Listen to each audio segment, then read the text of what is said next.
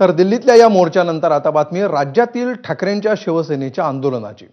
उद्धव ठाकरे गटानं राज्यभरात सरकारविरोधात हल्लाबोल आंदोलन केलं। भ्रष्टाचारी मंत्र्यांना मंत्रिमंडळातून डच्चू मिळेपर्यंत आंदोलन थांबवणार असल्याची घोषणा उद्धव ठाकरेंनी केली। कलंकित आणि भ्रष्टाचारी मंत्र्यांची तातडीनं हकालपट्टी करण्याच्या मागणीसाठी हे आंदोलन करण्यात आलं। पाहूया एक स्पेशल रिपोर्ट।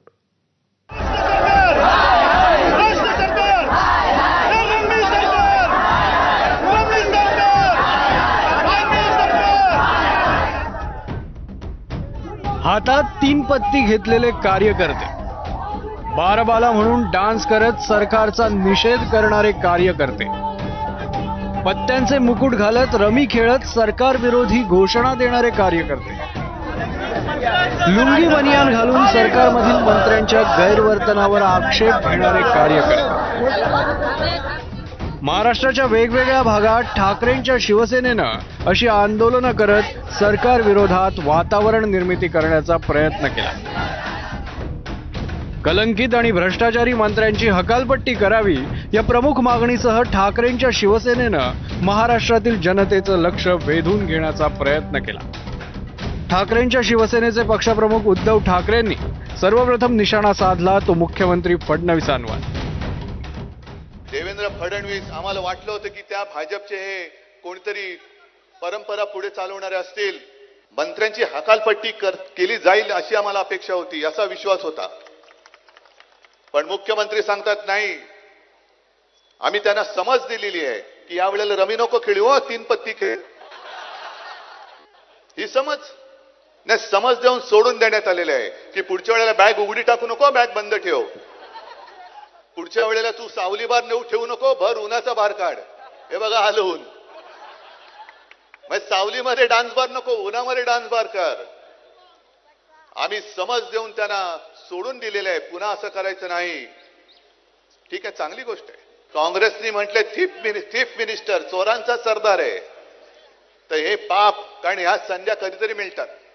अरे सत्ता येते आणि सत्ता जाते, पण शेवटी इतिहासामध्ये तुमची नोंद काय होते ते महत्वाचं आहे।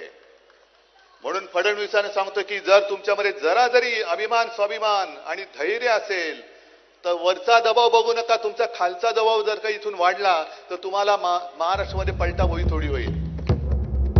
मुख्यमंत्री फडणवीस डबल गेम खेळत असल्याचा दावा भास्कर जाधव यांनी केला, तर उद्धव ठाकरेंनी मुख्यमंत्र्यांच्या मजबुरीवर बोट ठेवत त्यांच्याकडून अपेक्षाभंग झाल्याचं दुःख व्यक्त केलं।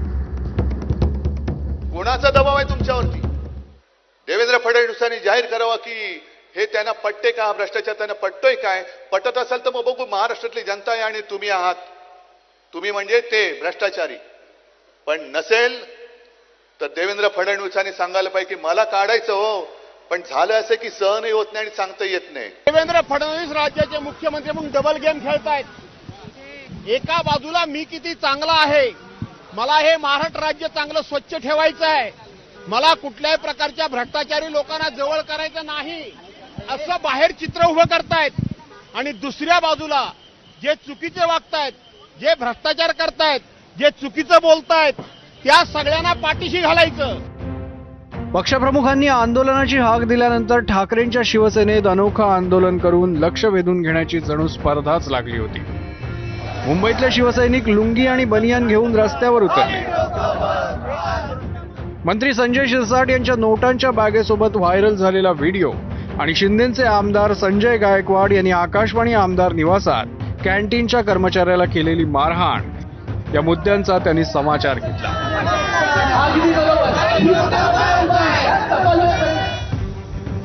तर ओम फट स्वाहा हे शब्द लक्ष वेधून घेत होते रायगडमध्ये। संदर्भ होता मंत्री भरत गोगावलेंच्या घरी झालेल्या कथित अघोरी पूजेचा।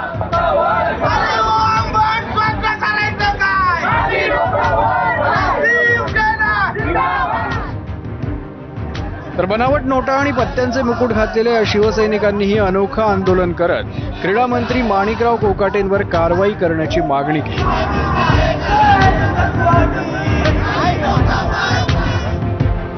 अमरावतीकरांची क्रिएटिव्हिटी तर ओथंबून वाहताना दिसली। आंदोलकांनी थेट बारबाला होत ठेका काय धरला, डान्स काय केला, पैसे काय उडवले आणि तशाच घोषणाही दिल्या।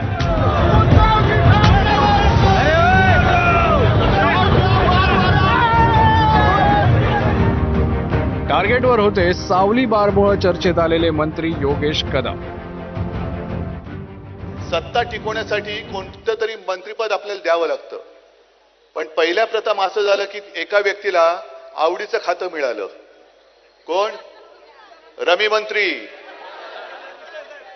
हे रमी मंत्री आहेत. क्रीडा मंत्री कुठे आहेत? रत्नागिरीकर शिवसैनिकांनी मात्र उत्साहाच्या भरात एक सेल्फ गोलही करून टाकला. आंदोलन करण्याच्या उत्साहात आपण काय घोषणा देतोय याकडे त्यांचं लक्षच राहिलं नाही. त्यांनी जोरदार निषेध केला, पण कुणाचा? तर महाविकास आघाडीचा. महाविकास आघाडी सरकारचं खरं ऐकतं काय? महाविकास आघाडी सरकारचं खरं ऐकतं काय?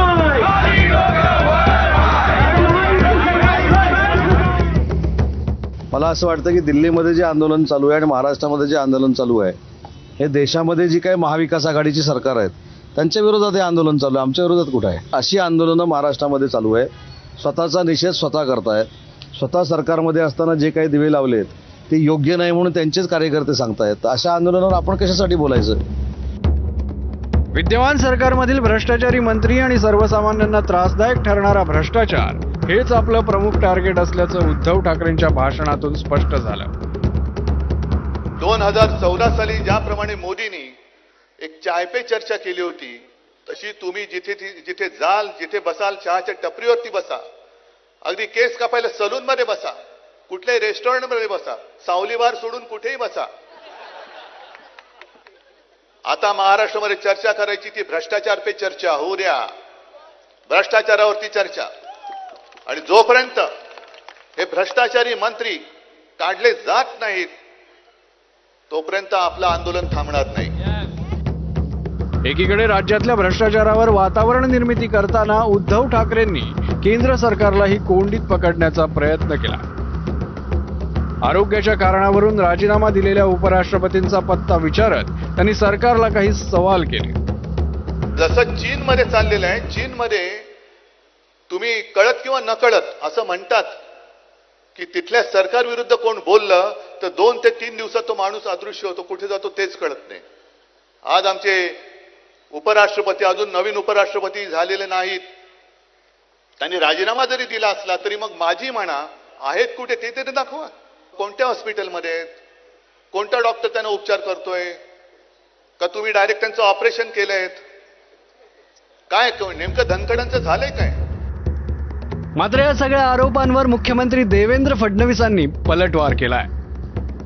लोकांच्या प्रेमाची चोरी करतो, लोकांच्या मनाची चोरी करतो म्हणून लोक आम्हाला मतदान करतात. आणि त्यांनी जनादेशाची चोरी केली होती. ते जनादेश चोर आहेत आणि म्हणून लोकांनी त्यांना घरी बसवलं. त्याच्यामुळे जनादेश चोरांनी लोकशाहीमध्ये कसं वागायचं आम्हाला शिकवावं यापेक्षा काय दुर्दैव आहे. 2014 मध्ये लोकसभा आणि विधानसभा निवडणुकीत भ्रष्टाचार हा कळीचा मुद्दा ठरला होता. देशात आलेल्या मोदी लाटेत भ्रष्टाचाराच्या मुद्द्याचा मोठा वाटा होता. आता जवळपास 11 वर्षांनी पुन्हा एकदा हाच भ्रष्टाचाराचा मुद्दा ठाकरेंच्या शिवसेनेकडून उचलला जाऊ लागलाय. स्थानिक स्वराज्य संस्थांच्या निवडणुकीत ठाकरेंना या मुद्द्याचा किती उपयोग होतो आणि भ्रष्टाचाराचा हा मुद्दा मतदार कितपत गांभीर्यानं घेतात हे निवडणुकीनंतरच स्पष्ट होईल. ब्युरो रिपोर्ट, ABP माझा.